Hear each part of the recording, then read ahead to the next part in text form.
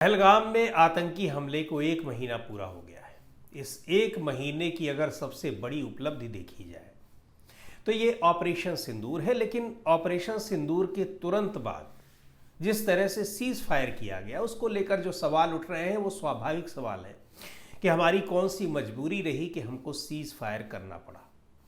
लेकिन यहाँ जो सबसे बड़ी नाकामी तो पहली बात यही रही कि आतंकवादी कैसे घुस आए इतने सिक्योर्ड जोन में, इतने सुरक्षित इलाके में।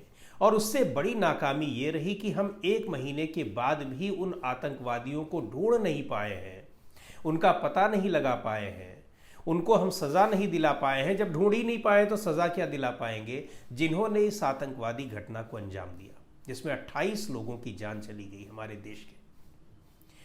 तो ये और इसको लेकर ये सवाल न उठे, ये सवाल पूछे न जाएं, इसको लेकर अजीब तरह के कैंपेन चलाए जा रहे हैं। और आप ये देखिए, प्रधानमंत्री नरेंद्र मोदी की सैनिक वेशभूषा में तस्वीरों के साथ ऑपरेशन सिंदूर के कटआउट और होर्डिंग्स कल कई शहरों में दिखाई पड़े।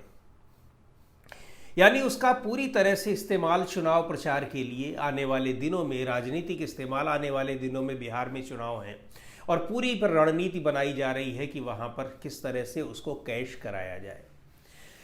सेना की जो ये पोस्टर्स जिनकी मैं कटआउट और होर्डिंग्स की बात कर रहा हूँ, इसमें सेना के जवानों की तस्वीरें नहीं है, केवल और केवल प्रधानमंत्री की और सैनिक वेशभूषा में तस्वीरें हैं। और ऑपरेशन सिंदूर जो डेलीगेशन भेजा जा रहा है उसके 2 जत्थे चले गए हैं और इस डेलीगेशन में इन लोगों को क्या कहना है वहाँ भी पूरी राजनीति हुई। यानी इस पूरे पहलगाम की घटना, कहीं भी कोई आतंकवादी घटना होती तो सबसे महत्वपूर्ण बात क्या है?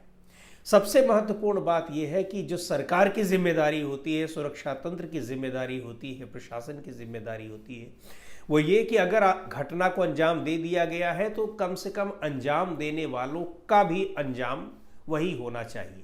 उनको पकड़ा जाए, जो कानूनी तरीके से उनको सज़ा दिलाई जाए, या फिर वो न पकड़ में आ सके तो कम उनको मार दिया जाए। लेकिन बैसरन घाटी में तो ये सारी कहानी सबको पता है कि किस तरह से सुरक्षा बिल्कुल थी ही नहीं वहाँ, जबकि कश्मीर का वो इलाका, पहलगाम का वो इलाका कितना सेंसिटिव इलाका है। क्यों नहीं थी सुरक्षा? ये सारे सवाल तैर रहे हैं, पूछे जा रहे हैं, जवाब देने वाला कोई नहीं है। क्योंकि जवाब कहाँ दिया जाना है? जवाब दिया जाए या तो आमने सामने बैठकें हों, क्योंकि जो सवाल बड़ी विपक्षी पार्टियां हों, चाहे सोशल मीडिया पे हों, चाहे नागरिक समुदाय के लोग हों, उनके किसी के सवाल का तो कोई मतलब नहीं रह जाता, क्योंकि सरकार में बैठे लोग सुनते ही नहीं हैं।